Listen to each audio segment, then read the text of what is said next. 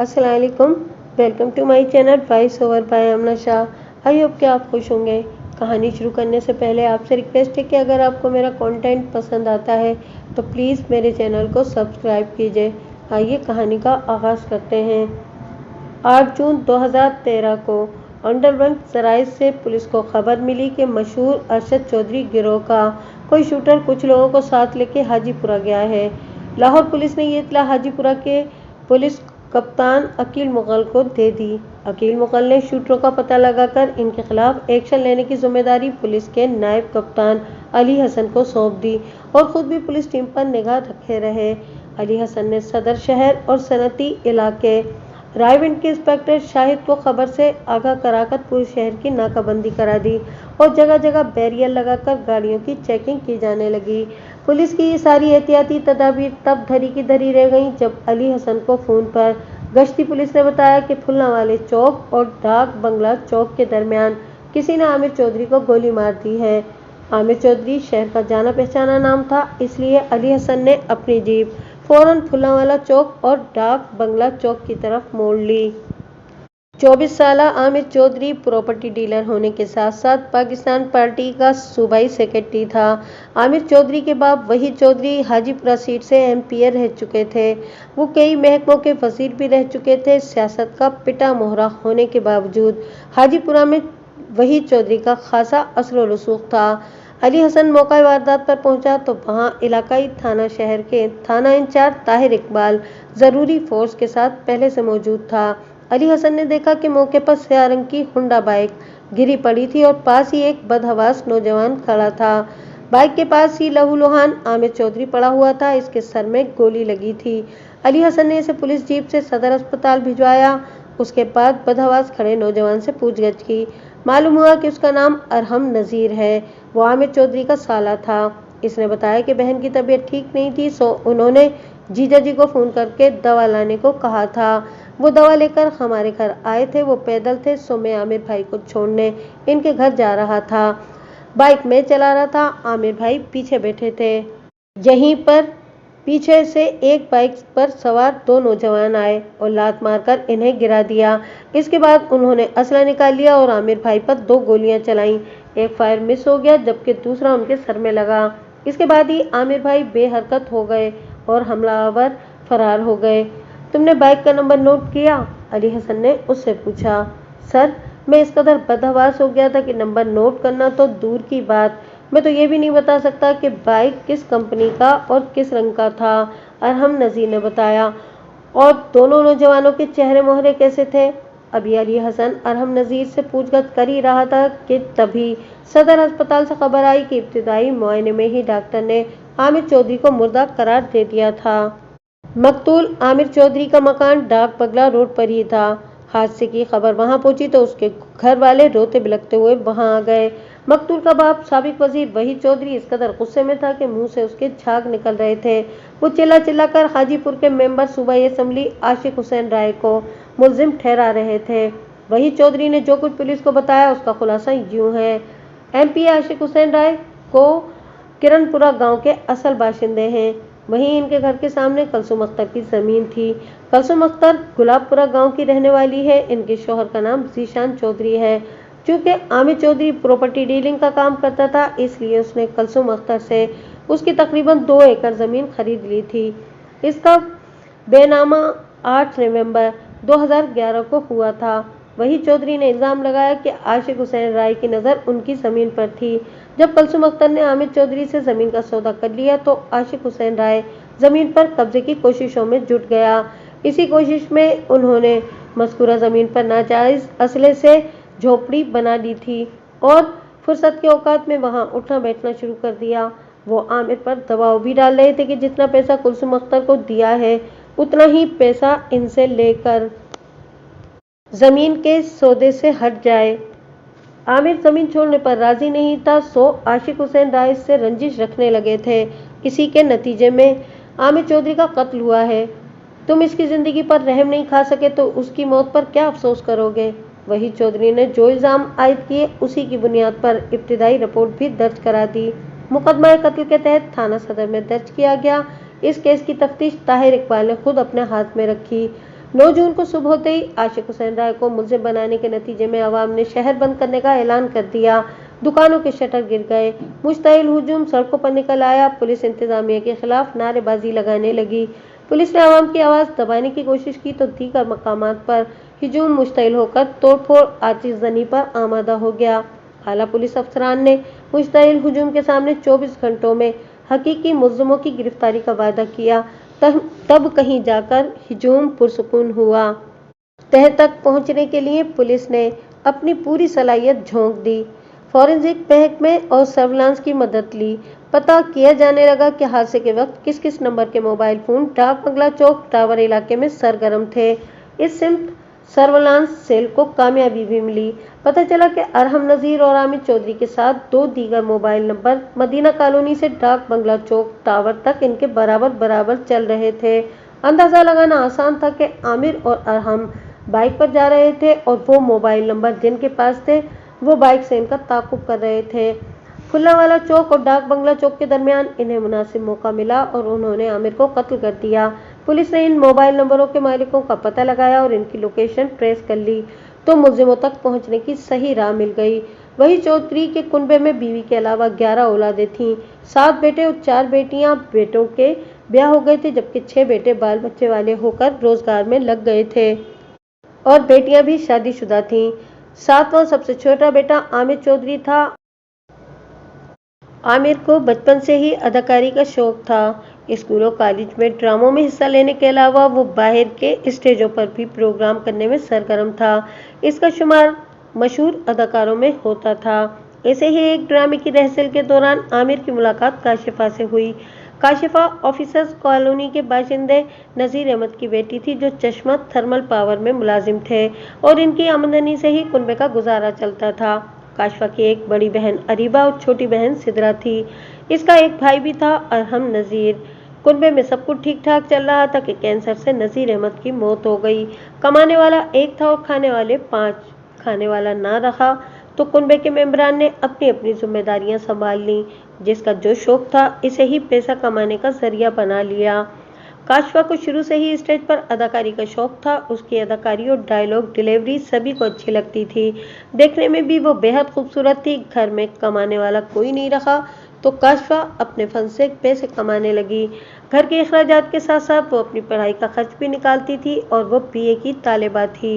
इन्हीं दिनों एक तंजीम ने खूबसूरत बहू नामी एक ड्रामा पेश करने का प्रोग्राम बनाया तो हीरो के तौर पर आमिर और हीरोइन के किरदार के लिए काशिफा का इंतखाब किया। दोनों का ही रोल जानदार था इसलिए दोनों राजी हो गए। इस ड्रामे के जरिए ही आमिर और काशिफा की आमने सामने मुलाकात हुई और दोनों एक दूसरे के करीब आ गए। कुछ अरसे वो प्यार की पींगे बढ़ाते रहे और फिर उन्होंने शादी की सिमत कदम बढ़ाया।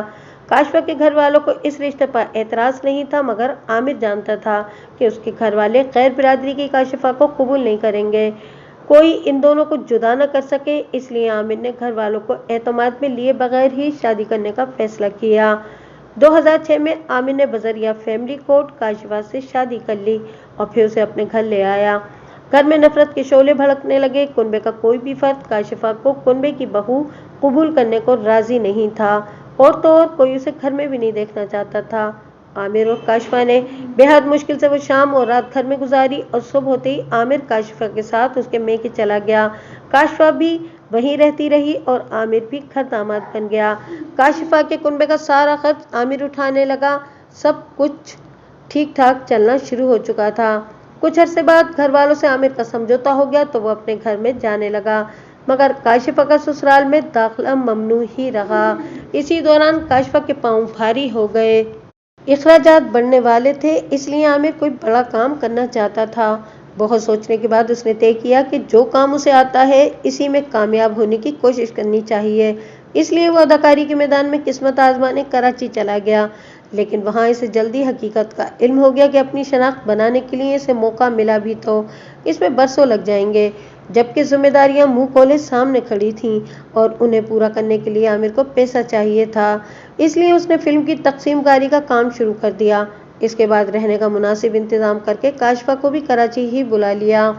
काशिफा की ज़च्चगी का वक्त करीब आया तो आमिर ने देखभाल के लिए सास शकीला, बड़ी साली अरीबा और साले अरहम को कराची बुला लिया।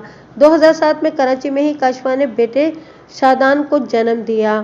زچگی کے بعد اس کے سسرال والے حاجی پورہ واپس چلے گئے۔ 2 سال بعد عامر کا دل کراچی سے اچاٹ ہو گیا اور وہ اپنا کاروبار سمیٹ کر حاجی پورہ لوٹ آیا اور حاجی پورہ آ کر اس نے پراپرٹی ڈیلنگ کا کام شروع کر دیا۔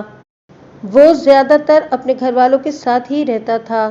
اس کے برعکس کاشفہ کا ٹھکانہ میکہ ہی رہا۔